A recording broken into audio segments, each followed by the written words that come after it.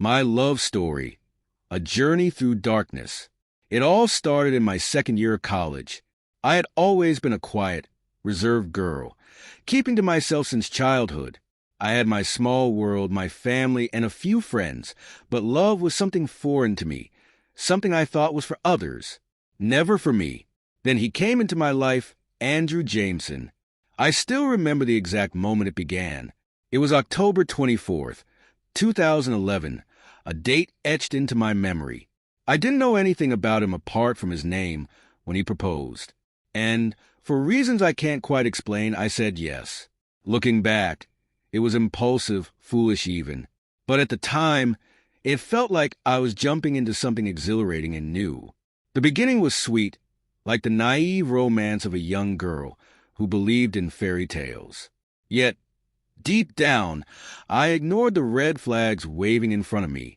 I let him into my life, which was, as it turned out, the biggest mistake I ever made. The unraveling. Within a few months, the illusion shattered. I found out that Andrew wasn't mine alone. He was already entangled in 2 other relationships. I was devastated. Still, I clung to him like a drowning person clutching onto a sinking boat, foolishly believing that somehow I could save us, that I could save him. I abandoned everything, my family, my friends, my entire support system. I convinced myself that they wouldn't understand, that he was worth the sacrifice. But to Andrew, my sacrifices meant nothing. He was indifferent, unbothered. Every time I confronted him, asked him why he was with other women, he deflected. He'd get angry, and in his anger, he would break up with me. Every time, I would go crawling back, begging for his attention, for his love. I became someone I never thought I'd be, a shadow of myself. He manipulated me, controlled me, and hurt me in ways that left invisible scars. He'd abuse me, not just emotionally but with words that cut deep. He called me names, made me feel like I was worthless. But I stayed silent. My self-worth eroded slowly over the years. I convinced myself that he was all I had, all I deserved. The isolation. In those dark years, I had no one to talk to. I didn't dare tell my family. They loved me so much, treated me like a princess. I felt ashamed, like I was the one who had failed them by choosing a man who treated me like dirt. My father always treated me with such care, like I was his world.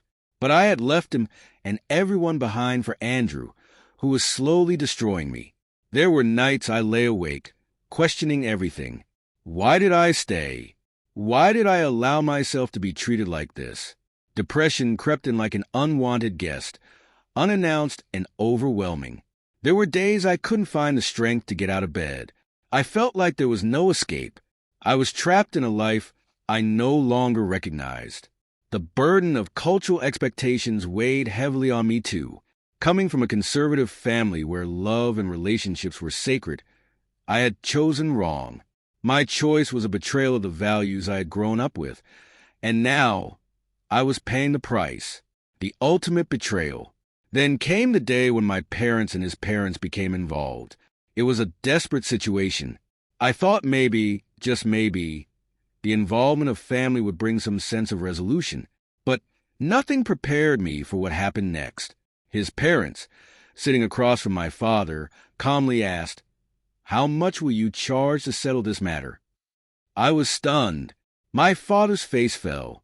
I had never seen him so hurt. They were treating this like a business transaction, as though my dignity, my pain, could be bought. It was in that moment I realized just how little they thought of me, how little he thought of me. I was disposable, a pawn in their game. I couldn't take it anymore. The years of torment had finally taken their toll. The physical, emotional, and psychological scars were too deep. I had lost myself completely. I wasn't the person I used to be, the girl who was full of dreams and promise. I was broken. The turning point.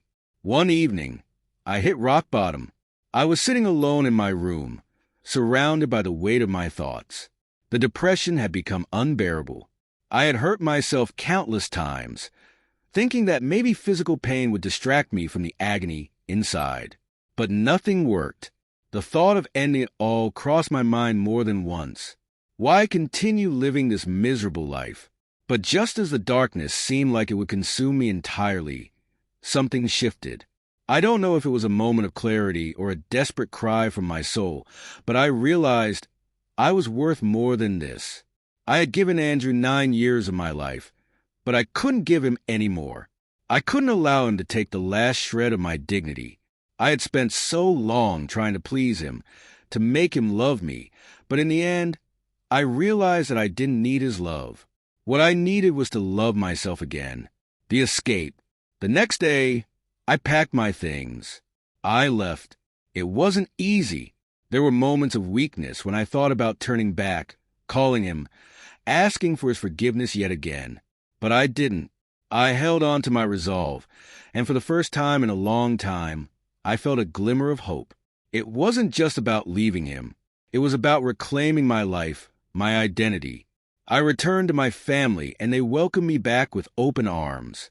I expected judgment, but all I found was unconditional love. My father's eyes filled with tears when he saw me, and for the first time in years, I felt safe.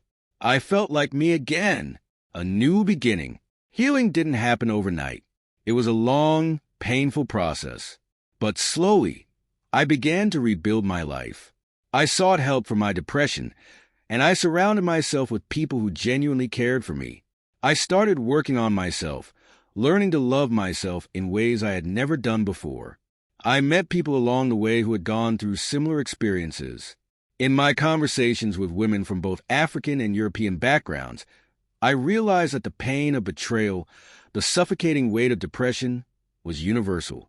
We all shared similar stories of losing ourselves in the pursuit of someone else's love, only to realize that the love we truly needed was the one we had to give ourselves. Through their stories and mine, I learned that the human spirit is resilient. We can endure unimaginable pain, but we can also rise from it, stronger than before. The lesson: Andrew Jameson may have broken my heart, but he didn't break me. I am still standing. And to anyone reading this, who feels like they are trapped in a similar situation, know this: you are worth more than the pain you are enduring. Don't lose yourself trying to please those who don't love you. You deserve better.